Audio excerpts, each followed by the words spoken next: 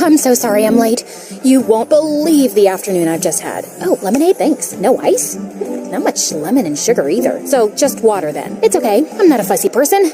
Anyway, yeah, my mother had one of her breakups, and she was crying, and I was trying to be a nice, supportive daughter. Mom, your stupid boyfriend stole my favorite jacket. I know it's him. He's always had his eye on it, and if I ever find him wearing it, I'll strangle him with it. By the time I was done comforting her, I missed the bus. Then I dashed to the subway station and barely managed to squeeze into a jam-packed train. And then this couple started baby talking in my face. The guy was all like, "Aw, my baby broke a nail. I'm gonna kiss that boo-boo away." And the girl was like, "Oh, Schmoopy, I love you so much." Oh, God. How can anyone with an ounce of self-respect talk like that? Then they started kissing, literally in my ear. I mean, the girl was leaning against me for support, and I could see the guy had spinach stuck in his teeth. Ugh, I just couldn't take it anymore, okay? I shouted at them to get a room, and then everyone around me started booing me for harassing two people in love. Someone even threw a tomato at me. This is why I hate romantic love, and how ridiculous it makes people. Actually, wait, don't start thinking I'm some love-hating, bitter person just yet. Hi, I'm Fiona, and before I explain myself, please like and subscribe. I grew up with a single mom and my half-sister Mila, who's 5 years older than me. The two are like peas in a pod. Basically, both of them aren't acting their respective ages. And me? Well, the only thing I have in common with them is that we all like chocolate, which is nothing remarkable given that 86% of the world's population likes chocolate. No, I didn't check this on Google, but you get my point, right? Mom had Mila at 18, and then 5 years later, she had me with another loser, who I kind of feel lucky not knowing, because I've seen the guys Mom picks, and it's not pretty. Like once when I was 7, Mom brought home this guy who claimed to be, wait for it, a prince from a far-off land. Even then, I could tell he was just a con man with a fake accent. And look, he came bearing royal gifts. This felt for Mom because her back hurts a lot, a makeup set for Mila, who was 12 at the time, and a watch for me. Trust me, this is the original condition. So, which country are you from? Pajamastan. My people wear pajamas day and night, and everyone's comfortable and happy. And where is this place? Can you show me on this map? See that tiny island next to Pakistan? That one. You're pointing to Africa, dude. Pakistan's in Asia. It recently shifted to Africa. Your map's old. That doesn't make any sense. Your mama doesn't make any sense.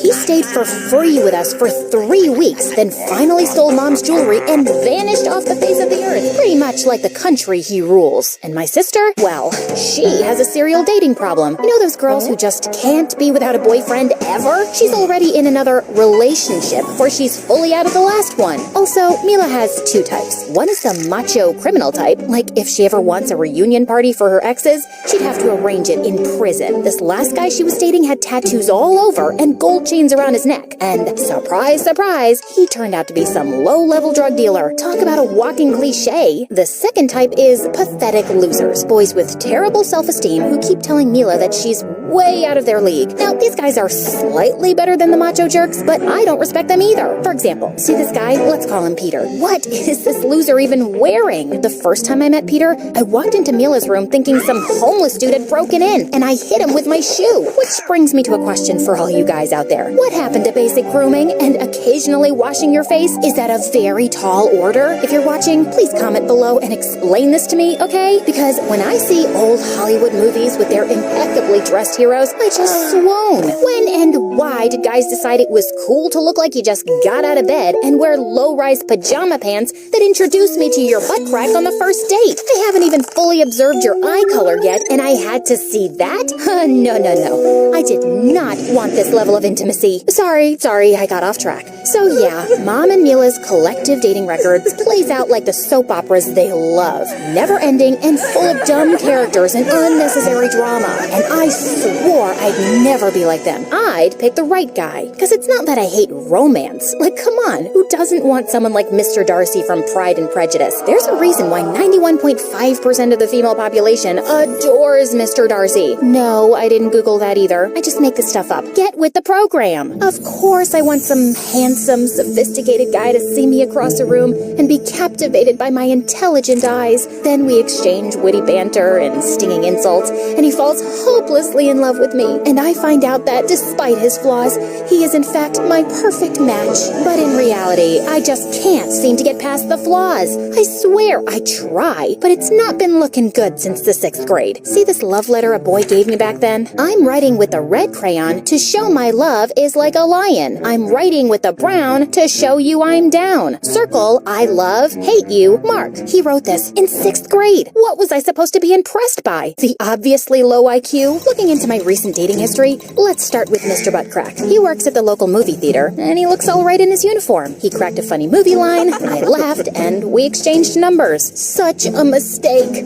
Sup, girl? Sup, girl? No, hello, nice to see you. I'll pull out your chair. Nah. Why even bother using proper words, girl? He chewed like a cow. Told me he had no plans to go to college because he already had a job, and said he was gonna live rent-free with his parents forever. Sounds sweet, right? Oh, you see that dork with the broken glasses? I gave him a wedgie yesterday. I couldn't wait for this date to end. I leaned in for a quick goodbye hug just to be polite, but he kissed me instead, and it felt like kissing the bark of a tree. Dude, ever heard of a thing called lip balm? Then there's Mr. Pretentious Windbag. A friend set me up with him, saying he was just my type. Yeah, we're not friends anymore.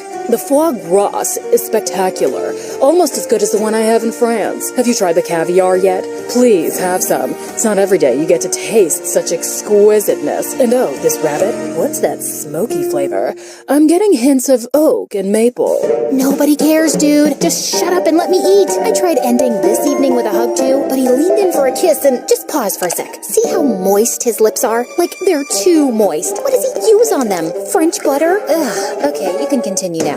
There's no getting out of this kiss for me. Ugh.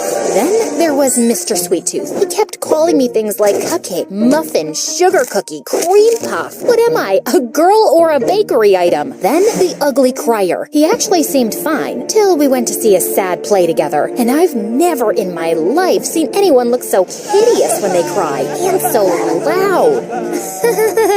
He's not with me. I don't know this loser. Whoever you are, man, get a grip.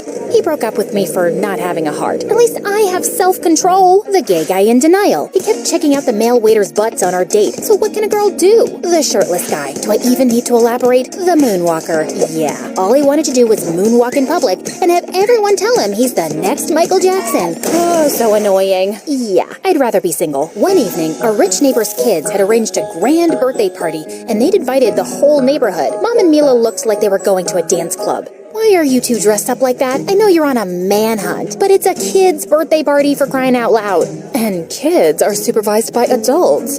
You always have to be ready, love. What if today's the day I meet my soulmate? Exactly. And why are you always dressed like a nursery school teacher, Fiona? What? My cardigan and skirt are cute.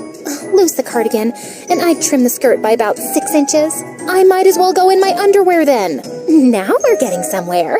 Ugh, these two. Mom and Mila did find guys to flirt with, while I sat in a corner eating cake and wondering why people ever willingly have children. They scream at the pitch of opera singers, carry a million germs, and think the universe revolves around them. Just then, our flustered-looking neighbor said she had to take her twins to the bathroom, and could I look after her baby? And then she just dumped him on me. FYI, I don't hate babies, like I'm not a psychopath. It's just that, well, babies are boring, and it's unfair to expect me to go gaga over them just because I'm a girl. No, my womb doesn't tingle every time I see a baby. And just look at this one. All it's doing is staring at me and making spit bubbles. This is about as much fun as spending time with a potato. Just then, I spotted the party clown and handed the baby to him. Can you just hang on to it till this woman with red hair comes around? She's the mom of the crazy birthday twins. Just hand it over in one piece, okay? Are you calling the baby it? Yeah, I can't tell if it's a boy or a girl. Also, I really don't care. It's a girl, and she's my niece. Oh, she's very cute. Wait, your niece? Yeah, I'm the birthday twins' uncle. I live here. Who are you again? We've been living next door for ages. I've never seen you around before. Next door? Are you... Wait, Fiona? I'm Edward. We used to play together as kids. I went away to boarding school and then college. Oh my god, Edward, yes! You're the weirdo who would eat Snickers bars with a knife and a fork. You're the crazy girl who waxed my leg and said all men are loser babies when I cried. You were kind of a jerk to me, actually. Looks like you haven't changed much. Excuse me? I mean, you still seem like the warm, affectionate soul I remember. I'll see you around. Don't hold your breath. That clown sounded condescending, right? Like, I think he just called me a jerk, right? A few days later, I got out of college and headed to my favorite Chinese restaurant for lunch. This place has been around for 50 years, guys.